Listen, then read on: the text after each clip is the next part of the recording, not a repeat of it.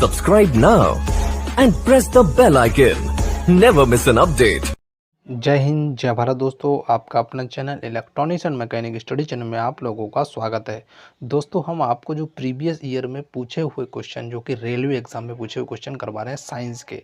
तो दोस्तों, जितने भी हम क्वेश्चन करवा रहे हैं, ये हर बार क्वेश्चन एग्जाम में रिपीटेड होते हैं। तो दोस्तों, अगर आप इस सीरीज से अगर नहीं जुड़े हैं तो जुड़ जाइए, और चैनल पर नए हैं तो चैनल को सब्सक्राइब और बेल आइकन घंटी को जरूर प्रेस करें। और दोस्तों, अगर आप अदर एग्ज़ाम की भी अगर तैयारी कर रहे हैं तो आपके लिए इसके जो हम क्वेश्चन करवा रहे हैं उसके लिए भी बेनिफिट होंगे। तो दोस्तों, चलते हैं अपने सीधे प्रश्न पर। तो हमारा जो पहला प्रश्न दिया गया है दोस्तों, कि भिन्न भिन्न नियत तापों पर गैसों के आयतन दाब आचरण को दर्शाने के लिए आरेखित वक्र रेखा क्या कहलाती है। तो चार ऑप्शन आपको बताना है, इसमें से राइट आंसर कौन सा होगा। तो दोस्तों, जो राइट आंसर वो है हमारा ऑप्शन नंबर बी, इसे बोलते हैं आइसोथर्मल्स बोलते हैं। अगला हमारा प्रश्न दिया गया है, यदि 0 डिग्री सेंटीग्रेड पर बर्फ़ के एक टुकड़े को अगर एक बर्तन में मिलाया जाता है जिसमें पानी 0 डिग्री सेंटीग्रेड पर है, तो आपको बताना चार ऑप्शन में से राइट आंसर कौन सा होगा। तो दोस्तों, उसका जो राइट आंसर होगा वो हमारा होगा ऑप्शन नंबर सी, यानी कोई बर्फ़ नहीं पिघलेगी, इसका राइट आंसर है। अगला हमारा प्रश्न दिया गया है कि वायुमंडल की किस प्रकार की स्थिति को चक्रवात से प्रस्तुत किया जाता है। तो आपके सामने चार ऑप्शन आपको बताना है, इसमें से राइट आंसर। तो उसका जो राइट आंसर हमारा ऑप्शन नंबर ए, चारों ओर उच्च दाब से घिरा केंद्र में निम्न दाब, इसका राइट आंसर है। अगला हमारा क्वेश्चन दिया गया, ताप का एसआई मात्रक है, तो आपको बताना चार ऑप्शन में से कौन सा है। तो इसका जो राइट आंसर हमारा ऑप्शन नंबर डी, यानी केल्विन, इसका राइट आंसर है। अगला हमारा प्रश्न दिया गया, ताप में वृद्धि से प्रत्यास्थ मापों के मान बताना है, कि चार ऑप्शन में से कौन सा राइट होगा। तो इसका जो राइट आंसर दोस्तों वो है हमारा ऑप्शन नंबर ए, यानी क्या होता है, घटते हैं। अगला हमारा प्रश्न है कि दाब बढ़ाने पर बर्फ का गलनांक, आपको बताना चार ऑप्शन में से कौन सा राइट होगा। तो इसका राइट आंसर दोस्तों हमारा ऑप्शन नंबर ए, यानी क्या होता है, दाब बढ़ाने पर बर्फ का गलनांक घटता है। अगला क्वेश्चन दिया गया हमारा, बॉयल के नियम का सूत्र बताना है, तो चार ऑप्शन में से कौन सा राइट है।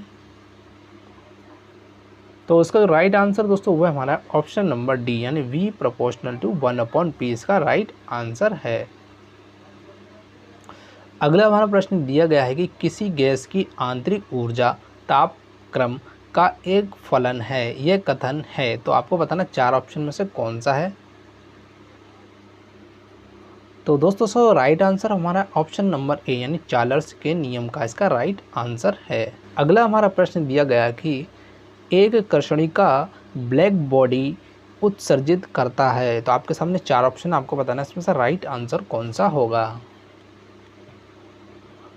तो इसका राइट आंसर दोस्तों हमारा ऑप्शन नंबर ए, यानी सभी तरंगदैर्घ्य का विकिरण, इसका राइट आंसर है। अगला दोस्तों हमारा क्वेश्चन दिया गया कि 100 डिग्री सेंटीग्रेड पर पानी की अपेक्षा समान तापमान पर भाप से अधिक गंभीर जलन होती है, क्यों होती है, आपको बताना चार ऑप्शन में से कौन सा करेक्ट होगा।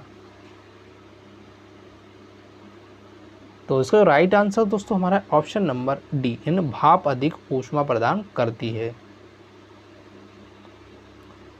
अगला हमारा क्वेश्चन दिया गया है कि ठंडे देशों में सर्दियों में कारों के रेडिएटर्स में पानी में एथिलीन ग्लाइकोल मिलाया जाता है, इसका परिणाम क्या है, मतलब किस लिए मिलाया जाता है, चार ऑप्शन में से कौन सा राइट होगा। तो इसका जो राइट आंसर दोस्तों हमारा ऑप्शन नंबर डी, यानी जमाव बिंदु को नीचा करना, इसका राइट आंसर है। अगला क्वेश्चन दिया गया है दोस्तों कि एक बंद पात्र को आरंभ में खाली किया जाता है और तब उसमें एक समान दर पर वाष्प भरी जाती है, तो पात्र में दबाव बताना है कि यह क्या होगा, चार ऑप्शन में से कौन सा राइट है। तो इसका जो राइट आंसर वो है हमारा ऑप्शन नंबर सी, पहले बढ़ता है और तब स्थिर हो जाता है, इसका राइट आंसर है। अगला हमारा क्वेश्चन दिया गया है कि एक मैकेनिक एक पीतल के प्लग को एक स्टील की प्लेट जिसके मध्य में एक छेद है में कसकर लगाना चाहता है, तो इसकी अच्छी पकड़ तब होगी जब, आपको बताना 4 ऑप्शन में से कौन सा राइट होगा। तो इसका राइट आंसर हमारा ऑप्शन नंबर बी यानी पीतल का प्लग ठंडा और स्टील की प्लेट गर्म की हो, इसका राइट आंसर है। अगला हमारा क्वेश्चन दिया गया है कि हिमपात होता है जब, तो आपको बताना हिमपात कब होता है, 4 ऑप्शन में से कौन सा राइट है। तो इसका राइट आंसर हमारा ऑप्शन नंबर सी यानी हवा का औसत बिंदु हिमांक से कम हो। अगला प्रश्न हमारा दिया धूप में उपयोग होने वाले छाते के रंग होने चाहिए, तो आपको बताना किस प्रकार का होना चाहिए। तो 4 ऑप्शन में से कौन सा राइट है। तो राइट आंसर दोस्तों हमारा ऑप्शन नंबर बी यानी ऊपर सफ़ेद और भीतर की ओर काला होना चाहिए। अगला प्रश्न है कि मैदान की अपेक्षा रेगिस्तान की रात अधिक ठंडी होती है क्योंकि वहां, आपको बताना है 4 ऑप्शन में से क्या राइट होगा। तो राइट आंसर दोस्तों हमारा ऑप्शन नंबर बी, बालू जितनी जल्दी गर्म होती है उतनी ही जल्दी ठंडी भी होती है। अगला हमारा प्रश्न दिया गया ठोस के पिघलने के दौरान इसका तापमान, आपको बताना 4 ऑप्शन में से कौन सा राइट आंसर है। तो राइट आंसर दोस्तों है ऑप्शन नंबर डी यानी परिवर्तित नहीं होता है। अगला हमारा प्रश्न दिया गया बर्फ समेत एक कांच के गिलास के बाहरी तल पर जल बिंदु दिखते हैं क्योंकि, आपको बताना 4 ऑप्शन में से कौन सा राइट होगा। तो इसका जो राइट आंसर दोस्तों वह हमारा है ऑप्शन नंबर बी, वायु की नमी गिलास के ठंडे तल के संपर्क में आकर जल की बूंदों के रूप में घनीभूत हो जाती है, इसका राइट आंसर हमारा। अगला हमारा क्वेश्चन दिया गया है कि सिरे तक पानी से भरे गिलास के अंदर एक बर्फ का टुकड़ा तैर रहा है, जब बर्फ पिघलती है तो आपको बताना 4 ऑप्शन में से कौन सा राइट होगा। तो इसका जो राइट आंसर हमारा ऑप्शन नंबर सी यानी जल का स्तर वही बना रहेगा, उसमें कोई परिवर्तन नहीं होगा। अगला हमारा प्रश्न दिया गया है कि निम्नांकित में से कौन सा या कौन से कथन सही हैं। तो ऑप्शन ए हमारा दिया पिघलने पर ठोस सामान्यतः फैलता है। ऑप्शन बी हमारा दिया गया है पिघलने पर बर्फ सिकुड़ती है। ऑप्शन थर्ड हमारा बर्फ का घनत्व पानी से कम होता है। तो आपके सामने 4 ऑप्शन नहीं 5 दिए गए, आपको बताना इसमें से राइट आंसर कौन सा होगा। तो इसका जो राइट आंसर दोस्तों वो हमारा ऑप्शन नंबर ई यानी फर्स्ट सेकंड और थर्ड तीनों की तोनी क्या है सही है। अगला क्वेश्चन हमारा ठोस की शुद्धता किसके निर्धारण द्वारा प्राप्त की जाती है। तो आपके सामने 4 ऑप्शन है, आपको बताना सबसे राइट आंसर कौन सा होगा। तो इसका राइट आंसर दोस्तों है हमारा ऑप्शन नंबर बी गलनांक बिंदु का राइट आंसर है। अगला प्रश्न है कि थर्मस फ्लास्क में रखा गर्म द्रव किस प्रक्रिया से सुरक्षित रहने के कारण गर्म बना रहता है। तो आपको बताना 4 ऑप्शन में से राइट आंसर। तो इसका जो राइट आंसर दोस्तों हमारा ऑप्शन नंबर डी यानी उपयुक्त तीनों मतलब चालन, संवहन और विकिरण तीनों के कारण गर्म बना रहता है। अगला हमारा प्रश्न दिया गया किस रंग की तरंगदैर्घ्य सबसे कम होती है। तो आपके सामने 4 ऑप्शन, आपको बताना इसमें से राइट आंसर। तो इसका राइट आंसर हमारा ऑप्शन नंबर डी यानी बैगनी रंग की क्या होती है तरंगदैर्घ्य सबसे कम होती है।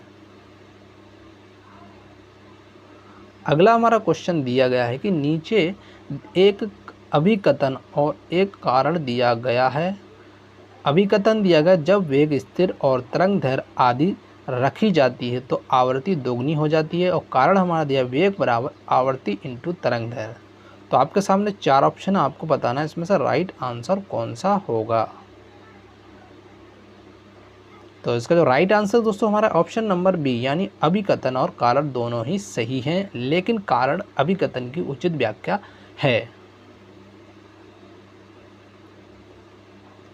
अगला हमारा क्वेश्चन है कि निम्न में से क्या तरंग की विशेषता नहीं है। तो आपके सामने 4 ऑप्शन, आपको बताना है इसमें से राइट आंसर कौन सा है। तो उसका जो राइट आंसर हमारा ऑप्शन नंबर डी यानी माध्यम क्या है जो तरंग की विशेषता नहीं है। अगला प्रश्न है, यदि एक तरंग की आवृत्ति बढ़ती है तो इसकी तरंग दैर्घ्य पर क्या असर होता है। तो आपके सामने 4 ऑप्शन, आपको बताना है इसमें से राइट आंसर। तो इसका राइट आंसर हमारा ऑप्शन नंबर सी यानी यह घट जाती है। अगला हमारा प्रश्न है कि निम्नलिखित का मिलान करें। तो आपके सामने 4 ऑप्शन दिए गए हैं, इसमें से आपको मिलान करना है। तो पहले का दोस्तों दिया गया है कि रेडियो तरंगें, सूक्ष्म तरंगें और अवरक्त किरणें और गामा किरणों का उपयोग कहाँ कहाँ किया जाता है। तो दोस्तों हम इसका जो राइट आंसर बता देते हैं क्या होगा। तो इसका जो राइट आंसर वो है हमारा ऑप्शन नंबर सी, इसका राइट आंसर है। अगला हमारा क्वेश्चन दिया गया, अंधेर तरंगों में कण संचरण की दिशा में कंपन करते हैं। तो आपको बताना है इसमें से राइट आंसर कौन सा होगा। तो राइट आंसर दोस्तों हमारा ऑप्शन नंबर डी, समांतर में। अगला प्रश्न दिया गया, विकिरण होता है जहां हवा का दाब होता है। तो आपके सामने 4 ऑप्शन, आपको बताना है इसमें से करेक्ट कौन सा है। तो राइट आंसर दोस्तों हमारा ऑप्शन नंबर ए यानी निम्न, इसका राइट आंसर है। अगला हमारा प्रश्न है कि संपीड़नों का निर्माण उस स्थान पर होता है जहां वायु दाब, आपको बताना है 4 ऑप्शन में से कौन सा राइट होगा। तो इसका जो राइट आंसर दोस्तों हमारा ऑप्शन नंबर डी, उच्च, इसका राइट आंसर है। अगला हमारा प्रश्न दिया गया है, नीचे दिया गया चित्र पराश्रव्य तरंगों के कार्य को दर्शाता है। तो इस तकनीकों को क्या कहते हैं। तो आपके सामने चित्र दिया गया और इसका नाम दिया गया है। ऑप्शन ए सिटी स्कैन दिया गया, चुंबकीय अनुनाद इमेजिंग दिया गया, अल्ट्रासोनोग्राफी दिया गया और ऑप्शन डी हमारा दिया एक्सरे इमेजिंग तकनीक दिया गया। तो इसका जो राइट आंसर दोस्तों वो है हमारा ऑप्शन नंबर सी ने अल्ट्रासोनोग्राफी, इसका राइट आंसर है। अगला हमारा प्रश्न है कि लंगर डालकर रोकी हुई एक नाव लहरों से घिरी हुई है जिसका तरंग दैर्घ्य 125 मीटर है। चलती तरंगों के चढ़ाव की गति अगर 25 मीटर पर सेकंड है, नाव के हिलने की आवृत्ति क्या होगी। तो दोस्तों इसका जो राइट आंसर वो हमारा होगा ऑप्शन नंबर ए, 0.20 हर्ट्ज होगी। अगला प्रश्न है कि यदि किसी ध्वनि तरंग की आवृत्ति अगर 50 हर्ट्ज है तो इसका आवर्त काल ज्ञात करना है। तो इसका जो राइट आंसर दोस्तों वह हमारा होगा, तो इसका जो राइट आंसर दोस्तों वह हमारा है ऑप्शन नंबर बी, 0.02 सेकेंड, इसका राइट आंसर है। अगला हमारा प्रश्न है कि कण विक्षोभ के प्रसार की दिशा के लंबवत ऊपर और नीचे दोलन करते हैं, यहाँ किस प्रकार की तरंगों पर चर्चा की गई है। तो आपके सामने 4 ऑप्शन, आपको बताना है इसमें से राइट आंसर कौन सा होगा। तो राइट आंसर दोस्तों हमारा ऑप्शन नंबर डी, अनुप्रस्थ तरंग होगी। अगला हमारा प्रश्न है कि कंपन कर रही वस्तु का समय अंतराल अगर 0.04 सेकेंड है तो तरंग की आवृत्ति होगी। तो 4 ऑप्शन आपको बताना है इसमें से राइट आंसर कौन सा होगा। तो इसका जो राइट आंसर दोस्तों वह हमारा है ऑप्शन नंबर बी, 25 हर्ट्ज होगा। अगला हमारा प्रश्न दिया गया है, किसी विस्फोट के कारण समुद्र के तल पर बनने वाली लहरें होती हैं। तो आपके सामने 4 ऑप्शन है, आपको बताना है इसमें से राइट आंसर कौन सा होगा। तो इसका जो राइट आंसर दोस्तों हमारा ऑप्शन नंबर बी यानी अनुदैर्घ्य तरंग होगी। अगला प्रश्न है कि निम्नलिखित में से कौन सी एक अनुप्रस्थ तरंग नहीं है। तो आपके सामने 4 ऑप्शन, आपको बताना है वह कौन सी नहीं है। तो इसका जो राइट आंसर हमारा ऑप्शन नंबर डी यानी ध्वनि तरंग नहीं है। अगला प्रश्न है, लंगर डालकर रोकी हुई नाव लहरों से हिल रही है, जिसके तरंगों का ऊपरी सिरा 100 मीटर अलग है। तरंग के ऊपरी सिरों का वेग अगर 25 मीटर पर सेकंड है। नाव को हिलने की आवृत्ति बतानी है। तो इसका राइट आंसर दोस्तों हमारा है ऑप्शन नंबर बी, मतलब कि 0.25 हर्ट्ज इसका राइट आंसर है। अगला प्रश्न, किसी अनुदैर्ध्य तरंग के लगातार 2 संपीड़न और 2 लगातार विरलीकरण प्रक्रियाओं के बीच की दूरी को क्या कहा जाता है। तो आपके सामने 4 ऑप्शन, आपको बताना है इसमें से राइट आंसर। तो राइट आंसर दोस्तों हमारा ऑप्शन नंबर बी यानी तरंग दैर्ध्य इसका राइट आंसर है। अगला हमारा प्रश्न है कि निम्न में से किन तरंगों में संपीड़न और विरल प्रतिक्रिया शामिल है। तो आपके सामने 4 ऑप्शन है, आपको बताना है इसमें से राइट आंसर। तो इसका जो राइट आंसर हमारा ऑप्शन नंबर ए अनुदैर्ध्य तरंग इसका राइट आंसर है। अगला प्रश्न, एक तरंग का वेग v, आवृत्ति f और तरंग दैर्ध्य लैम्डा है। तो आपको बताना फार्मूला कौन सा होगा। 4 ऑप्शन से राइट आंसर बताएं। तो राइट आंसर दोस्तों हमारा option number B v = f lambda इसका राइट आंसर है।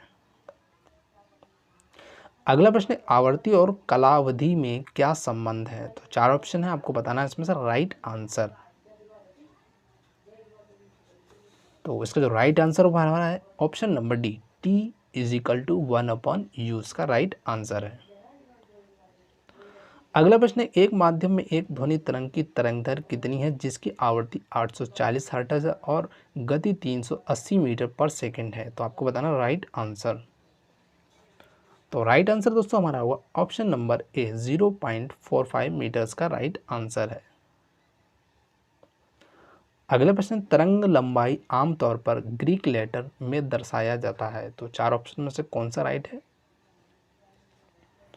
तो राइट आंसर दोस्तों हमारा ऑप्शन नंबर बी यानी लैम्डा इसका राइट आंसर है। अगला प्रश्न है, निम्नलिखित में से कौन सा कथन ध्वनि तरंगों और प्रकाश तरंगों के बारे में सही है। तो 4 ऑप्शन में से कौन सा सही है, आपको बताना है। तो राइट आंसर दोस्तों हमारा ऑप्शन नंबर डी यानी ध्वनि तरंगे अनुदैर्ध्य होती हैं और प्रकाश तरंगे अनुप्रस्थ तरंगे होती हैं। अगला हमारा प्रश्न, एक मात्रा है जो एक तरंग की प्रकृति का वर्णन नहीं करती है। तो 4 ऑप्शन में से कौन सा राइट है। तो राइट आंसर दोस्तों हमारा ऑप्शन नंबर ए यानी ऊंचाई इसका राइट आंसर है। अगला प्रश्न, ध्वनि तरंग 339 मीटर पर सेकंड की गति से यात्रा करती हैं।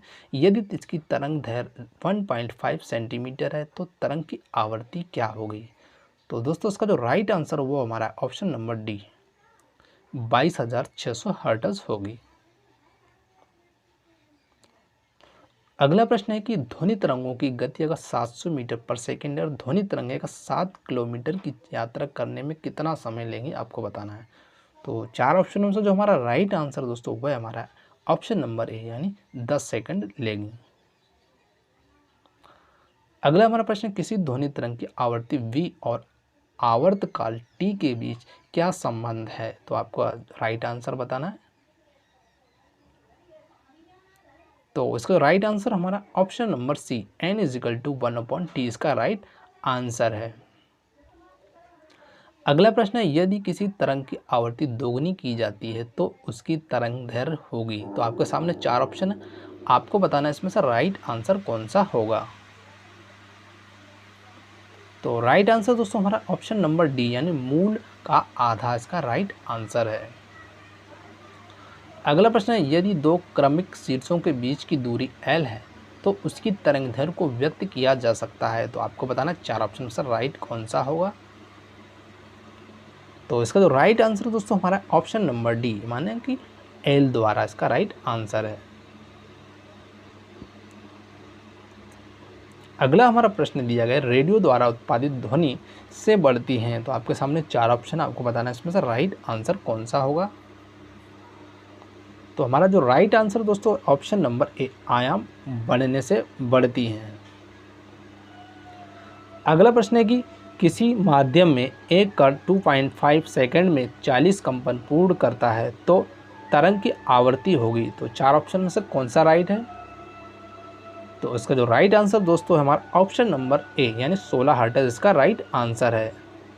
अगला हमारा प्रश्न दिया गया, तरंग चाल, आयाम और तरंग दैर्घ्य और आवृत्ति सभी को कहा जाता है। तो आपके सामने चार ऑप्शन, आपको बताना है इसमें से राइट आंसर कौन सा होगा। तो इसका जो राइट आंसर दोस्तों हमारा ऑप्शन नंबर बी, तरंग की विशेषताएं, इसका राइट आंसर है। अगला प्रश्न है, यदि ध्वनि तरंग स्रोत 400 हर्ट्ज आवृत्ति और 2.5 मीटर तरंग दैर्घ्य की तरंगें भेजता है तो ध्वनि तरंगों की चाल क्या होगी। तो दोस्तों जितने भी हम इसके न्यूमेरिकल हैं टॉपिक बाय टॉपिक डिस्कस करेंगे, एक अलग से स्पेशल वीडियो हम उसके लिए प्रोवाइड करेंगे। तो आप टेंशन ना पालें, अभी हम इसका आंसर बता देते हैं। तो इसका जो राइट आंसर दोस्तों वो हमारा ऑप्शन नंबर सी यानी 1000 मीटर पर सेकेंड इसका राइट आंसर है। अगला प्रश्न, तरंग का आयाम होता है। तो चार ऑप्शन में से राइट कौन सा होगा? तो राइट आंसर दोस्तों हमारा ऑप्शन नंबर बी, माध्यम के कणों द्वारा मध्य स्थान के किसी भी तरफ तय की गई अधिकतम दूरी, इसका राइट आंसर है। अगला प्रश्न, एक स्रोत तरंग से 0.3 सेकंड में 40 शिखर और 40 गर्त बनते हैं तो तरंग की आवृत्ति ज्ञात करना है। तो चार ऑप्शन में से जो हमारा राइट आंसर दोस्तों वो हमारा है ऑप्शन नंबर सी होगा, 133.33 हर्ट्ज इसका राइट आंसर है। अगला प्रश्न है, आवृत्ति में प्रकट की जाती है और दर्शाता है कि घटना प्रति सेकंड दोहराई जाती है। तो चार ऑप्शन में से कौन सा है? तो हमारा जो राइट आंसर दोस्तों ऑप्शन नंबर डी यानी हर्ट्ज इसका राइट आंसर है। अगला प्रश्न हमारा, ध्वनि के संचरण के दौरान माध्यम में कणों के उच्च घनत्व का क्षेत्र क्या कहलाता है। तो चार ऑप्शन में से कौन सा राइट होगा? तो राइट आंसर दोस्तों हमारा ऑप्शन नंबर सी यानी संपीड़न कहलाता है। अगला प्रश्न, यदि एक सुरंग और इसके क्रमागत गर्त के मध्य दूरी तो तरंग दैर्घ्य होगी। तो चार ऑप्शन में से जो हमारा राइट आंसर है वो हमारा है ऑप्शन नंबर बी, 2L इसका राइट आंसर है। अगला प्रश्न, निम्न में से किस ध्वनि तरंग में तरंग दैर्घ्य सर्वाधिक लंबी होगी। तो चार ऑप्शन में से राइट हमारा है ऑप्शन नंबर ए, 100 हर्ट्ज की आवृत्ति वाली तरंग। अगला हमारा प्रश्न दिया गया कि एक स्रोत 0.4 सेकंड में 20 तरंग शिखर और तरंग गर्त उत्पन्न करता है तो तरंग की आवृत्ति ज्ञात करना है। तो चार ऑप्शन में से जो हमारा राइट आंसर हुआ है हमारा ऑप्शन नंबर डी, 50 हर्ट्ज का राइट आंसर है। अगला हमारा प्रश्न, 500 हर्ट्ज आवृत्ति का स्रोत 0.4 मीटर तरंग दैर्घ्य की तरंगें उत्सर्जित करता है तो तरंगों को 600 मीटर की दूरी तय करने में कितना समय लगेगा। तो चार ऑप्शन दिए गए, आपको बताना है इसमें से राइट आंसर। तो इसका जो राइट आंसर वो हमारा ऑप्शन नंबर सी यानी 3 सेकंड लगेगा। अगला प्रश्न है कि एक तरंग के गर्त की गहराई को क्या कहा जाता है। तो चार ऑप्शन दिए, आपको बताना है इसमें से राइट आंसर कौन सा होगा। तो इसका जो राइट आंसर दोस्तों वह हमारा ऑप्शन नंबर डी, आयाम होगा। अगला प्रश्न है, किसी माध्यम में घनत्व के एक दोलन को पूरा करने में लगने वाला जो समय क्या कहलाता है। तो चार ऑप्शन है, आपको बताना है इसमें से राइट आंसर। तो इसका जो राइट आंसर वो हमारा ऑप्शन नंबर बी यानी तरंग का समय काल कहलाता है। अगला प्रश्न, 500 मीटर पर सेकंड की चाल से यात्रा करने वाली तरंग की आवृत्ति 20 हर्ट्ज है तो समय अंतराल होगा। तो चार ऑप्शन में से जो राइट आंसर वो हमारा है ऑप्शन नंबर सी इसका राइट आंसर, मतलब 0.05 सेकंड होगा। अगला प्रश्न, डॉक्टरों द्वारा ठोस वस्तुओं को भेदने हेतु एवं हवाई अड्डों में किस तरंग का प्रयोग किया जाता है। तो चार ऑप्शन है, आपको बताना है इसमें से राइट आंसर कौन सा होगा। तो राइट आंसर दोस्तों हमारा ऑप्शन नंबर बी यानी एक्स रे होगा इसका राइट आंसर। अगला प्रश्न, इंफ्रारेड किरणें क्या है। तो चार ऑप्शन आपको बताना है इसमें से राइट आंसर कौन सा होगा। तो राइट आंसर दोस्तों हमारा ऑप्शन नंबर डी यानी कि विद्युत चुम्बकीय तरंगें इसका राइट आंसर है। अगला प्रश्न है, निम्नलिखित में से किस विद्युत चुम्बकीय तरंगों की तरंग दैर्घ्य सबसे कम होती है। तो चार ऑप्शन आपको बताना है इसमें से राइट आंसर कौन सा है। तो इसका जो राइट आंसर वो हमारा ऑप्शन नंबर डी यानी गामा किरण इसका राइट आंसर है। अगला प्रश्न, सूर्य द्वारा उत्सर्जित हानिकारक जो विकिरण हैं, तो आपके सामने 4 ऑप्शन आपको बताना है, इसमें से राइट आंसर कौन सा होगा। तो राइट आंसर दोस्तों हमारा ऑप्शन नंबर बी यानी पराबैंगनी विकिरण इसका राइट आंसर है। अगला हमारा प्रश्न दिया गया है कि निम्नलिखित में से कौन सा किसी ध्वनि तरंग के प्रति इकाई समय के लिए दिए गए दोलनों की संख्या है। तो 4 ऑप्शन आपको बताना है, इसमें से राइट आंसर कौन सा होगा। तो राइट आंसर दोस्तों हमारा ऑप्शन नंबर डी यानी आवर्ती इसका राइट आंसर है। अगला प्रश्न, निम्नलिखित में से किसकी वेदन क्षमता अधिक है। तो 4 ऑप्शन दिए गए, आपको बताना है इसमें से राइट आंसर कौन सा है। तो इसका जो राइट आंसर दोस्तों हमारा ऑप्शन नंबर सी गामा किरण इसका राइट आंसर है।